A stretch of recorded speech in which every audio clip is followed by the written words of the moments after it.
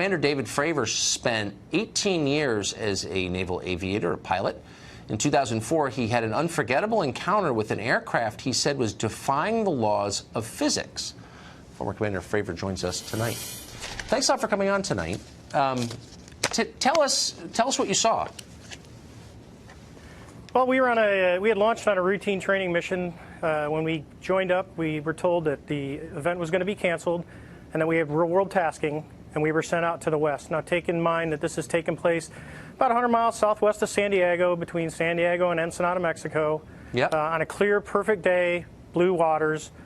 We get out to the spot where they tell us it's at.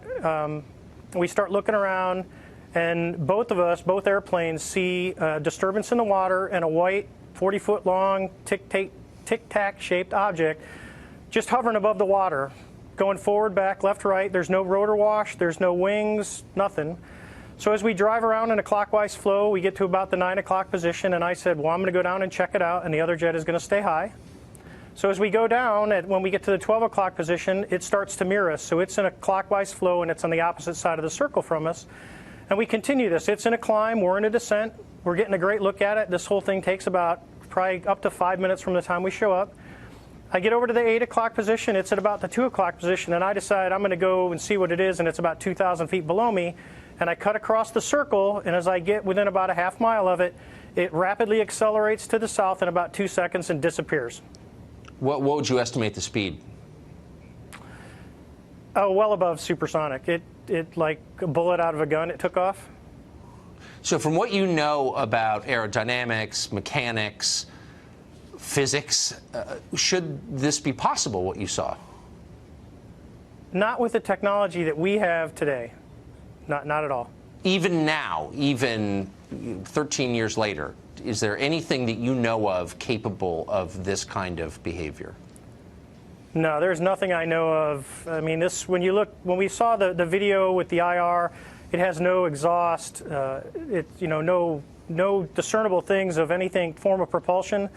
And this thing came from a dead hover over the water, just kind of moving around, to a climb up to about 12,000 feet to rapidly accelerating away in a climb, and in less than 2 seconds it was gone. And you figure you're talking 50 miles of visibility, and you can easily see an object that size easily out to 10 miles, and it just disappeared in seconds. What would be the effects on a human pilot of the G-forces involved in that altitude change?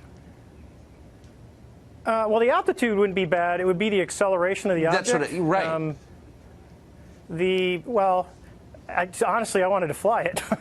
Yeah, but, I bet. There's, talking to some physicists, they don't think the human body could handle that kind of force with that acceleration. It doesn't sound like the human body could. So bottom line, what do you think this was? I believe, as do the other folks that were on the flight, that when we visually saw it, that it was something not from this world. When presumably you expressed that belief to your superiors, what did they say? Actually, we caught a lot of grief getting back to the boat, and it got passed off as an event that no one could explain. Now, keep in mind, they had been tracking these for 2 weeks prior to us seeing it, and this was the first time that manned airplanes had been airborne when the objects appeared. This feels like a really big story to me. It's not